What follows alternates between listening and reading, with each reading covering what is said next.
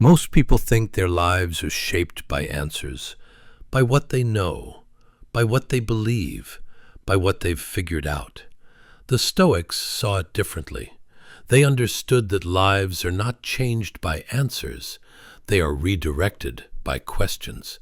Not motivational questions, not rhetorical ones, but uncomfortable, clarifying questions that refuse to let you keep drifting. The kind of questions that don't flatter your self-image, the kind that interrupt your momentum, the kind that force you to stop, recalibrate, and choose again.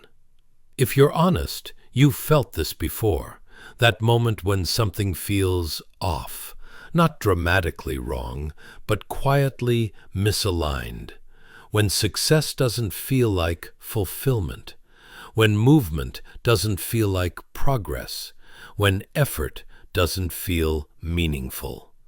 Most people ignore that feeling. The Stoics didn't. They treated it as a signal. Epictetus said philosophy begins the moment a person realizes they are no longer willing to live on autopilot, when they stop blaming circumstances, luck, or other people, and turn inward. Not to indulge emotion, to assume responsibility. And responsibility begins with asking better questions, because the wrong questions keep you busy. The right ones change your direction.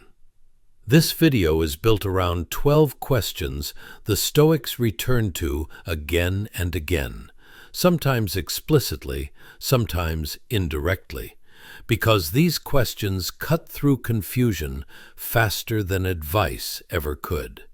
They are not easy questions, but they are honest ones.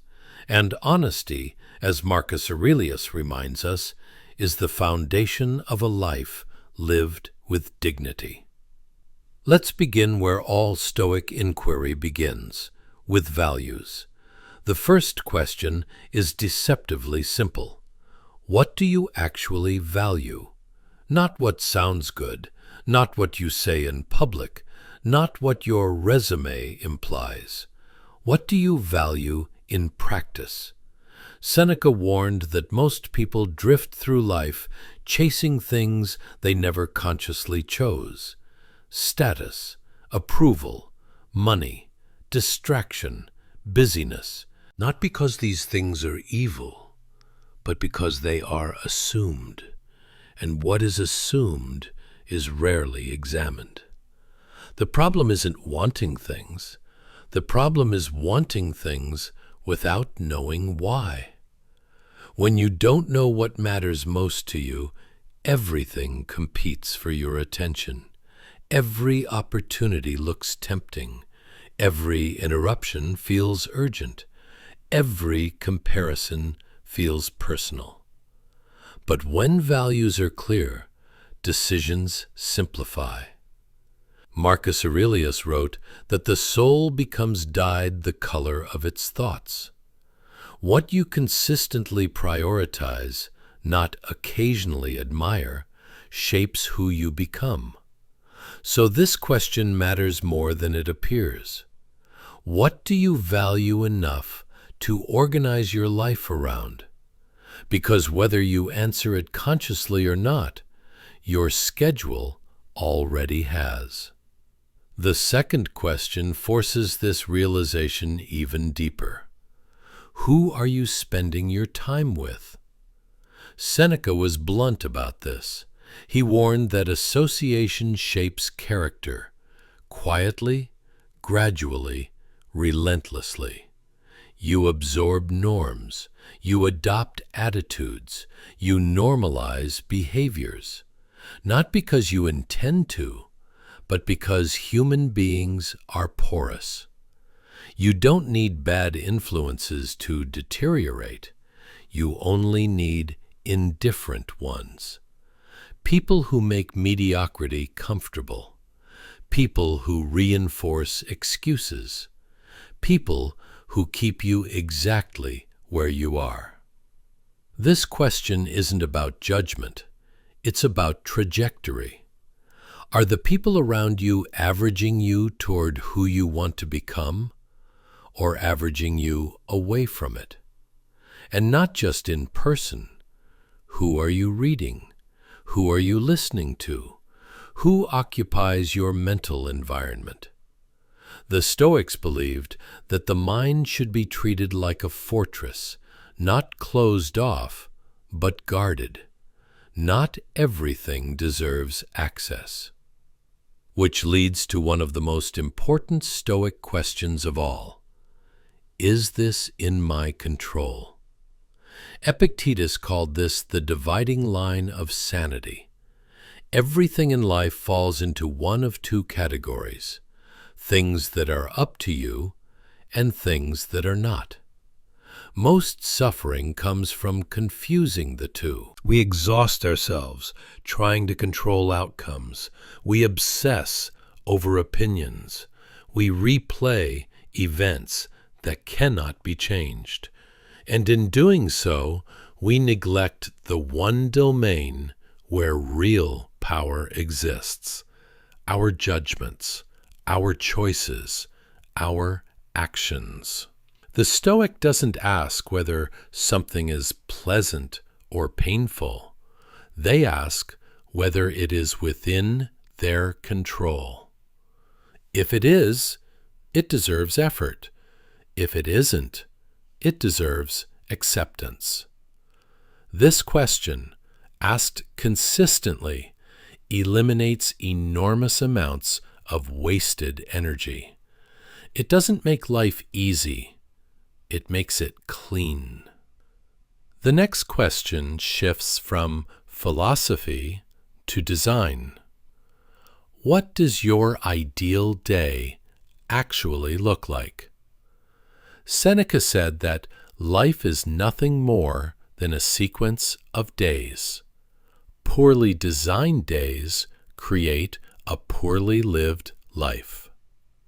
Many people pursue abstract goals: more money, more freedom, more success. But they've never defined what a good day feels like. So they achieve things and still feel dissatisfied, because the destination was never clear. An ideal day isn't perfect. It's intentional. How do you wake up? What kind of work do you do? Who do you spend time with? What do you protect time for? Without this clarity, opportunity becomes a trap. You say yes reflexively. You accumulate obligations. You mistake motion for meaning. The Stoics believed life should be shaped deliberately, not maximized, but aligned. Which brings us to a question that exposes motivation. Are you trying to be someone, or are you trying to do something meaningful? This distinction, articulated later by thinkers like John Boyd, echoes Stoic wisdom perfectly. There are two paths. One seeks recognition. The other seeks impact. One asks, how does this make me look? The other asks, does this actually matter? The Stoics distrusted ego, not because it was immoral, but because it distorted judgment. When credit becomes the goal, decisions suffer. Marcus Aurelius reminded himself that it is possible to accomplish extraordinary things quietly, and that needing applause is often a sign of insecurity, not ambition. Which leads naturally to another question. Who is this really for? Every action serves someone. Sometimes it serves the common good. Sometimes it serves ego. Sometimes it serves fear. The Stoics urged radical honesty here. Who benefits from this choice? Who is this performance aimed at? Who am I trying to impress? When motivation is clarified, action becomes cleaner. This question becomes especially powerful for creators, leaders, and professionals. If you don't know who you're serving, you end up serving the algorithm, the crowd, or your own anxiety. None of those are worthy masters. The next question cuts even deeper. What am I missing by choosing to worry or be afraid? Fear consumes attention. Anxiety narrows perception. When you worry, you aren't just uncomfortable, you are distracted. Epictetus warned that emotional reactions are not harmless. They steal cognitive resources. They distort judgment. They keep you from seeing what matters. Every time you indulge fear, you are choosing not to see something else. Opportunity, solution, perspective. The Stoic doesn't deny fear. They ask what it costs, and often the cost is clarity. Now comes a question that removes all abstraction. Am I doing my job? Not your title, not your ambition, your role right now. The Stoics believed every moment comes with a responsibility. Sometimes it's to lead. Sometimes it's to listen. Sometimes it's to endure quietly. But avoiding your role is easier than fulfilling it. It's easier to criticize than contribute. Easier to blame than act. Easier to focus on what others should do. This question eliminates that escape. Are you doing what this moment requires, or are you hiding? Another question returns us to values, but with greater precision. What is the most important thing in my life? And am I actually putting it first?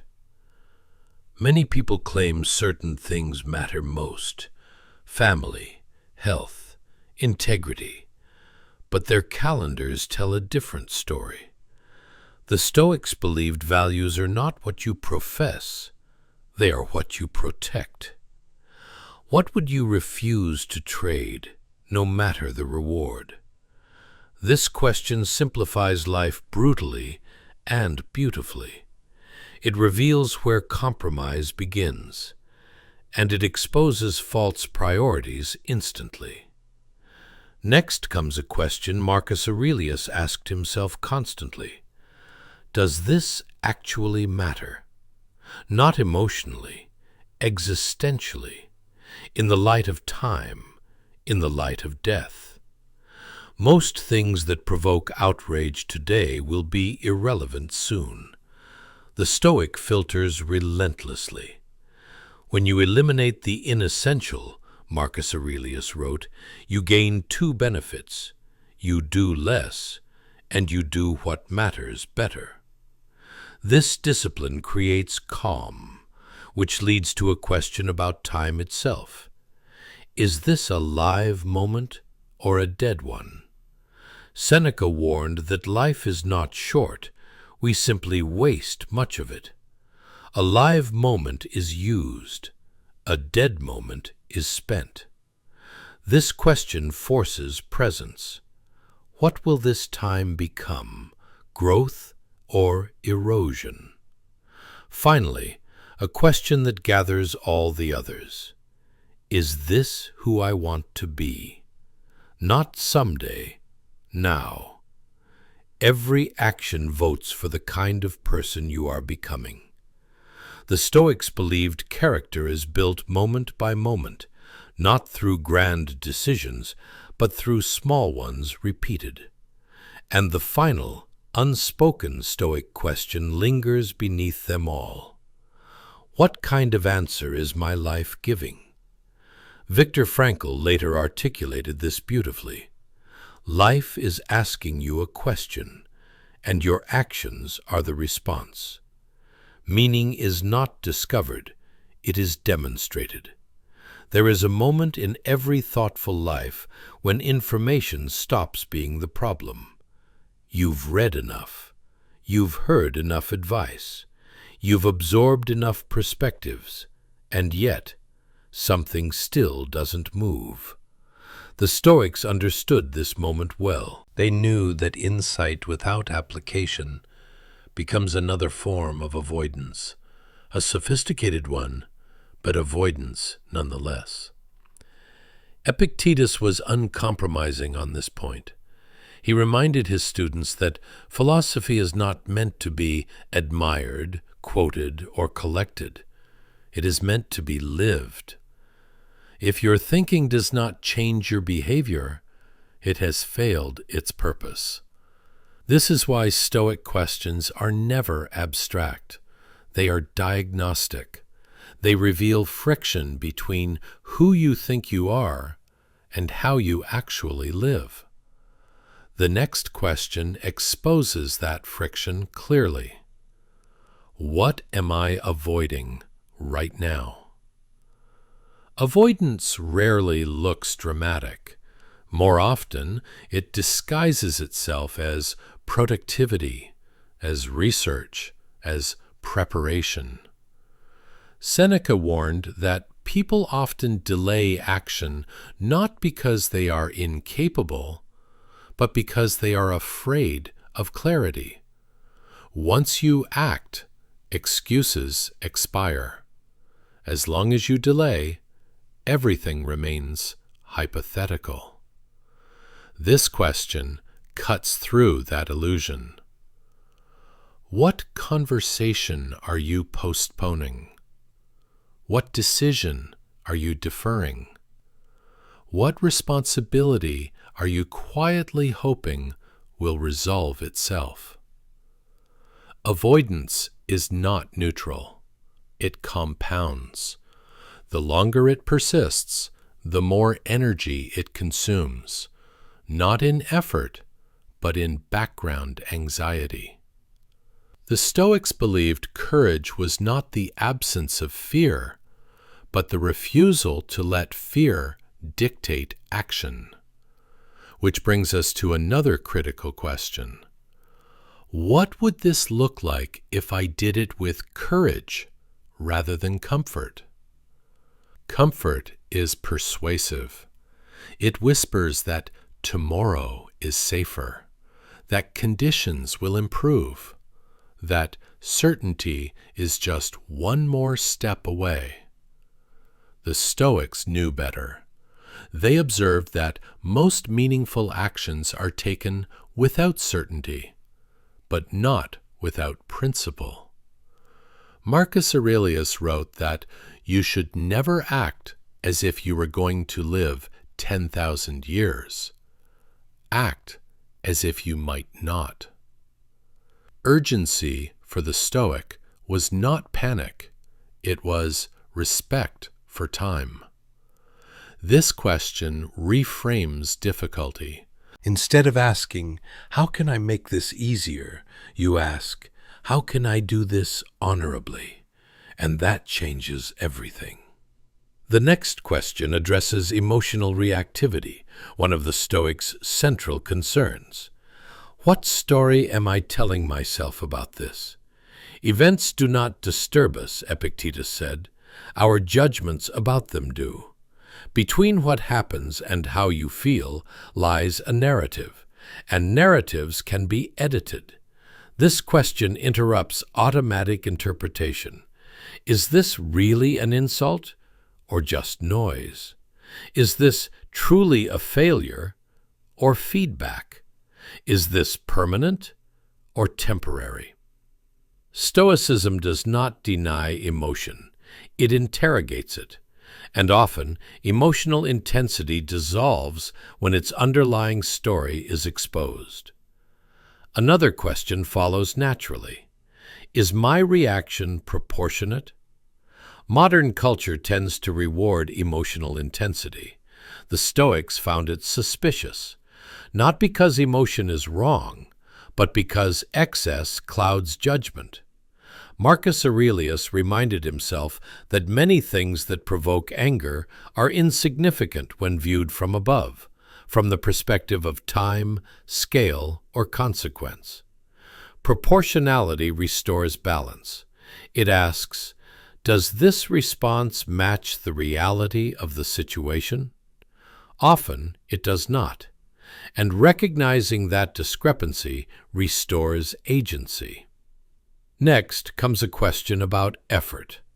Am I focusing on effort or on outcome? This distinction is foundational in Stoicism. Outcomes are unstable. Effort is within your control. When you fixate on results, motivation fluctuates with circumstances. When you commit to effort, consistency becomes possible. Seneca warned that tying your peace of mind to outcomes places it at the mercy of fortune. The Stoic does not abandon ambition. They detach it from desperation.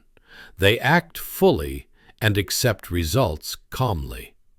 This leads to a question that challenges entitlement. What do I feel owed, and why?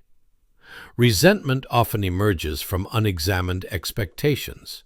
I deserved recognition. They should have understood. This shouldn't have happened. The Stoics urged radical scrutiny here. Who promised this? On what grounds? By what law of the universe? Marcus Aurelius reminded himself that nature owes us nothing beyond the opportunity to act virtuously. This realization does not make one cynical, it makes one resilient. When expectations loosen, gratitude becomes possible. Which leads to another powerful Stoic question. What am I grateful for right now? Not abstract gratitude, not performative gratitude, concrete gratitude. Seneca believed gratitude was a discipline, not a mood. It required attention. What is working? What has been given freely? What remains even now?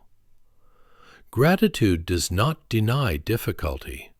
It prevents blindness. Another question addresses identity. Am I acting from principle or from impulse? Impulse is immediate. Principle is enduring. The Stoics trained themselves to pause, to create space between urge and action. That pause is sovereignty. Marcus Aurelius wrote that you always have the option of having no opinion. That option is power. This question forces self-awareness. Is this action aligned with who I intend to be, or merely how I feel? The next question brings us into the social realm. How am I contributing to the lives of others? Stoicism is often misunderstood as solitary or detached. In reality, it is profoundly social. Marcus Aurelius emphasized that humans are made for cooperation. A good life is one that benefits others, not through grand gestures, but through reliability and fairness. This question reframes success. Not, what am I getting, but what am I giving? Contribution stabilizes identity. It anchors purpose beyond self-interest. Another question sharpens discipline. What am I consuming, and is it making me better? Consumption is not limited to food or media. It includes information, attention, narratives. The Stoics believed the mind should be nourished deliberately. What you consume shapes what you think. What you think shapes how you act. This question restores intentionality. Are you feeding clarity or confusion? Next comes a question about adversity. What is this difficulty training me for? The Stoics viewed hardship as instruction, not punishment, not injustice, training. Epictetus compared life to a gymnasium. Resistance is what builds strength. This question reframes struggle. Instead of asking, "Why is this happening?" you ask, "What is this developing in me?" Endurance, patience, judgment. Adversity, when approached correctly, becomes formative. The next question addresses self-deception. What excuse am I currently protecting? Excuses preserve comfort. They also preserve stagnation. The Stoics believed self-deception was the most dangerous vice because it prevents correction. This question is uncomfortable by design. What narrative allows you to avoid responsibility? Once identified, excuses lose their power. Another question addresses legacy without sentimentality. If someone observed my life closely, what would they conclude I care about? Not what you claim, what you demonstrate. Marcus Aurelius wrote that character is revealed in small actions, not speeches. This question restores alignment. It closes the gap between intention and behavior. Finally, we arrive at a question that gathers all the others. If this were repeated every day, would it become a life I respect? Stoicism is not about isolated decisions. It is about patterns. This question exposes those patterns clearly, and it returns responsibility to where it belongs, not to circumstances, not to luck, not to others, to you. At a certain point, the Stoic questions stop feeling like tools. They begin to feel like mirrors. They no longer point outward toward circumstances or other people. They turn inward toward identity, time, and the limits of control. This is where Stoicism becomes uncomfortable and where it becomes transformative. One of the most demanding questions the Stoics implicitly asked was this: how much time do I really have left? Not as a calculation, not as a fear, as a fact. Seneca wrote that people guard their money carefully, yet waste time, the one resource that can never be replenished. Time is not lost dramatically.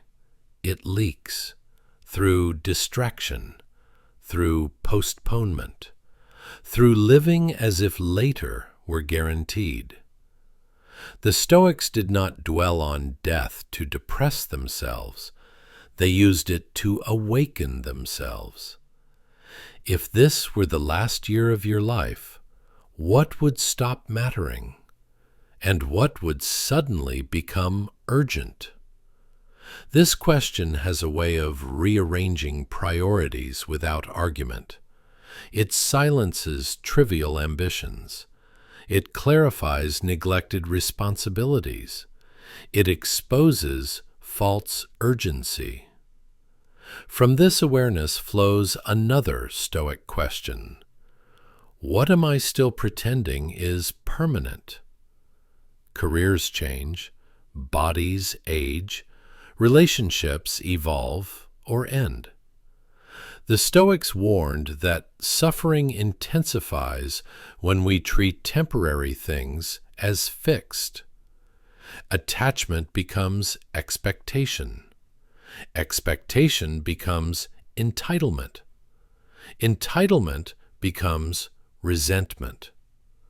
Marcus Aurelius reminded himself daily that everything he loved was borrowed, not owned. This mindset does not diminish appreciation, it deepens it. When you accept impermanence, you stop clinging and start valuing. The next question follows naturally. Am I living as if I will get another chance? Many people postpone difficult conversations, delay meaningful work, defer courageous choices. They assume time will accommodate them. Stoicism challenges this assumption, not harshly, honestly. Epictetus warned that life does not wait for readiness. It responds to action. This question introduces gravity. If this opportunity passes, what then? Which leads to a question about regret. What will I regret not having done, rather than having done? The Stoics observed that regret most often follows inaction, not error. Errors instruct. Inaction accumulates. Seneca believed that even failed attempts strengthen character, while avoidance weakens it. This question encourages boldness, but not recklessness, boldness grounded in principle. Another Stoic question confronts identity directly. Who am I becoming through my daily habits? Character is not built through intention alone. It is constructed through repetition. Marcus Aurelius wrote that the soul is shaped by what it repeatedly contemplates and does. Habits are votes. They vote for patience or irritability, for discipline or indulgence, for courage or avoidance. This question removes abstraction. It asks you to observe yourself honestly, not on your best days, but on ordinary ones. The next question addresses inner dialogue. How do I speak to myself when things go wrong? The Stoics understood the power of internal speech. Harsh self-talk does not improve performance. It undermines it. Epictetus warned against becoming both judge and executioner of oneself.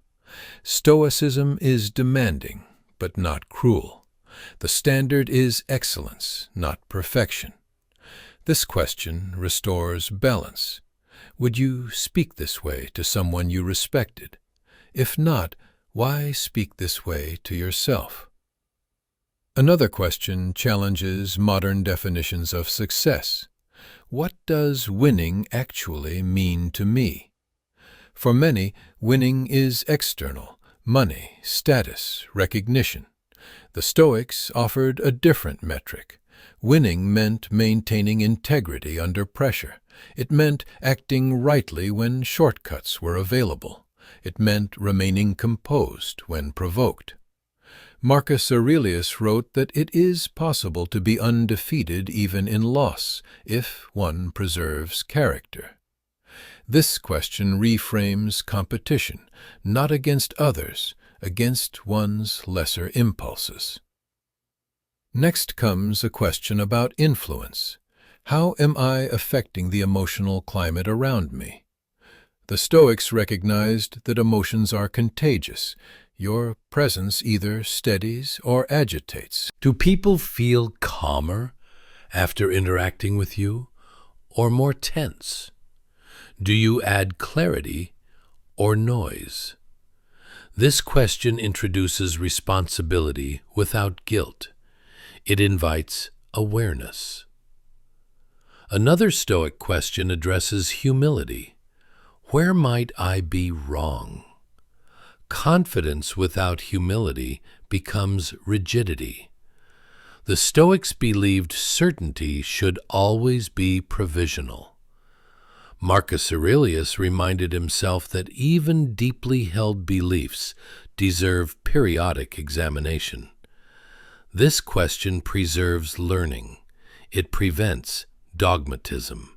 It keeps wisdom alive. The next question focuses on fairness. Am I judging others by their actions and myself by my intentions? This asymmetry fuels resentment. The Stoics insisted on symmetry. Extend the same understanding to others that you demand for yourself. This does not excuse harm, it tempers judgment. Another question examines simplicity. What am I complicating unnecessarily? Complexity often feels sophisticated, but it frequently masks avoidance. The Stoics valued simplicity because it clarified action. What could be reduced? What could be removed? What could be decided once and for all? This question restores momentum. Next comes a question about courage. What would I do if I weren't afraid of discomfort? Not danger, discomfort. The Stoics observed that most people are not stopped by risk, but by inconvenience. This question exposes that truth, and it invites growth. Another question addresses patience. Am I willing to let this take time? Modern culture is impatient. The Stoics were not. They trusted process. They understood that meaningful change is slow and fragile. This question protects against despair. Finally, we approach one of the most sobering Stoic questions. If today were observed as an example, would it be worth following? Marcus Aurelius believed leadership was demonstrated, not declared.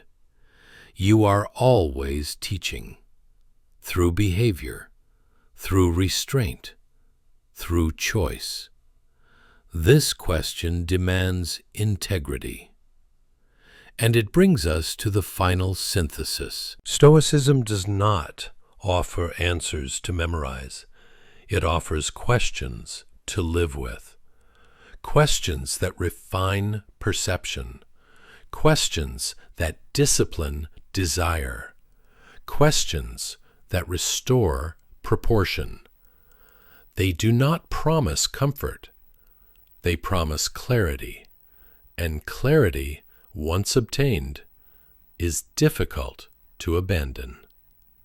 At some point, the questions stop feeling external. They no longer sound like tools you pick up when life becomes difficult. They become a quiet presence, something that accompanies you, shaping how you see, how you choose, how you endure. This is where Stoicism was always meant to lead, not to certainty, not to control, but to steadiness. Marcus Aurelius never wrote for an audience.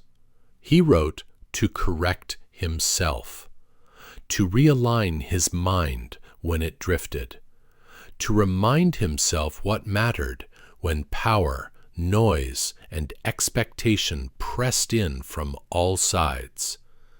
That is the spirit in which these questions were forged. They are not meant to impress. They are meant to orient. And orientation, more than information, determines the direction of a life. The Stoics understood that life does not become difficult all at once. It erodes quietly, through small compromises, through tolerated distractions, through the slow replacement of intention with habit. That is why their philosophy does not begin with grand theories. It begins with attention. Attention to what you desire. Attention to how you react. attention to what you repeatedly allow, because whatever you allow consistently becomes normal, and whatever becomes normal eventually becomes invisible. Stoic questions interrupt that invisibility. They force you to see your life as it is, not as you narrate it, justify it, or hope it to be.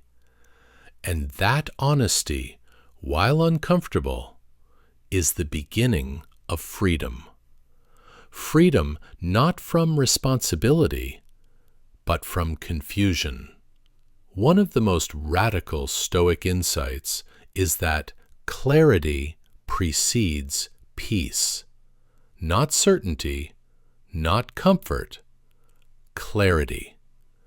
When you know what is yours to control, anxiety loses leverage. When you know what matters, distraction loses appeal. When you know who you are trying to become, comparison loses relevance. This is why the Stoics placed such emphasis on character, not personality, not image, character. Character is what remains when circumstances strip everything else away. Seneca warned that fortune tests us not by giving hardship alone, but by offering ease. Comfort, he believed, reveals character just as surely as adversity. Who are you when no one is watching? Who are you when nothing is at stake? Who are you when discipline would be inconvenient? These questions are not accusations. They are invitations. Invitations to coherence, to live in a way where your private standards match your public principles, where your habits support your values rather than undermine them, where your actions do not require explanation. The Stoics believed that such coherence produces a particular kind of calm, not the calm of escape, the calm of alignment. When you are aligned, effort no longer feels scattered. You stop trying to win at everything. You stop reacting to everything. You stop explaining yourself to everyone. You become selective, selective with attention, selective with energy, selective with concern. Marcus Aurelius wrote that if you are distressed by anything external, the pain is not due to the thing itself, but to your judgment of it, and judgments can be revised. This is not emotional repression. It is emotional literacy, the ability to experience feeling without surrendering agency, to acknowledge discomfort without letting it define behavior, to feel anger without becoming cruel, to feel fear without becoming passive, to feel desire without becoming dependent. This discipline does not make life smaller, it makes it cleaner. Cleaner intentions, cleaner decisions, cleaner regrets. Another Stoic insight often misunderstood is acceptance. Acceptance is not surrender. It is precision. It is the refusal to argue with reality so that energy can be directed where it actually matters. Epictetus insisted that resistance to what cannot be changed is the source of unnecessary suffering. Acceptance does not mean you stop acting. It means you act without illusion, without entitlement, without resentment, without the need to control outcomes. This posture is profoundly stabilizing. It allows you to invest fully in effort and release the demand for specific results.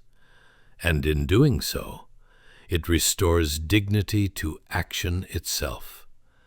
Dignity for the Stoics was the highest good, not reputation, not pleasure, not dominance.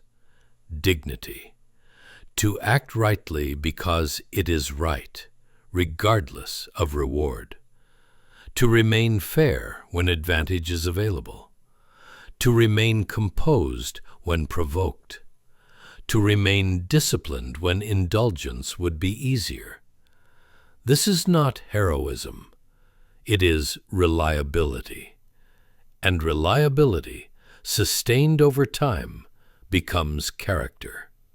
Character, sustained over time, becomes legacy. Not the legacy of fame, but of influence. You influence others not by instruction, but by example. By how you respond under pressure. By how you treat people who cannot benefit you. By how you speak when silence would be safer. Marcus Aurelius understood this deeply. He reminded himself that he was always teaching, whether he intended to or not. So are you. Your children are watching. Your colleagues are watching. Your friends are watching. But more importantly, you are watching yourself. And self-respect is built quietly, through choices that align with principle even when they cost something, through restraint when reaction would be gratifying, through patience when progress is slow. Stoicism does not promise that this path will make you admired. It promises that it will make you grounded. Grounded in reality, grounded in effort, grounded in responsibility. And grounding in a chaotic world is a form of strength. If you reflect honestly, you will notice something. None of these questions demand genius. They demand seriousness. Seriousness about how you live, about how you spend time, about how you treat others, about how you govern yourself. The Stoics believed that philosophy was not something you completed. It was something you practiced, daily, imperfectly, sincerely. They expected failure. They expected relapse. What they did not accept was unconsciousness. To live without examination, to act without reflection, to drift without direction. Life, as Viktor Frankl later observed, is not asking you to be happy. It is asking you to be responsible. Responsible for your responses. Responsible for your values. Responsible for the meaning you bring into the world through your conduct. Meaning is not discovered. It is demonstrated in how you endure difficulty, in how you wield freedom, in how you treat others when you could do otherwise. And perhaps that is the final Stoic insight. You do not need to master the world. You need only govern yourself. If these reflections have stayed with you, not merely entertained you, then you already understand something essential. That wisdom is not about having answers. It is about living better questions. Questions that follow you into decisions. Questions that interrupt impulse. Questions that refine character. If you choose to remain in this conversation, you are welcome, not as a follower, not as a consumer, but as a fellow practitioner. You may decide to subscribe, not out of habit, but as a way to continue engaging with ideas that resist simplification. You may choose to share this with one person whose judgment you respect, not to persuade, but to invite reflection. And if you leave a thoughtful comment, you are not merely responding to a video. You are participating in a tradition that values dialogue, seriousness, and intellectual honesty. That exchange, measured, considered, sincere, is what keeps philosophy alive. Whatever you choose, remember this: the quality of your life will be shaped less by what happens to you and more by how carefully you respond. That responsibility is demanding, and it is yours.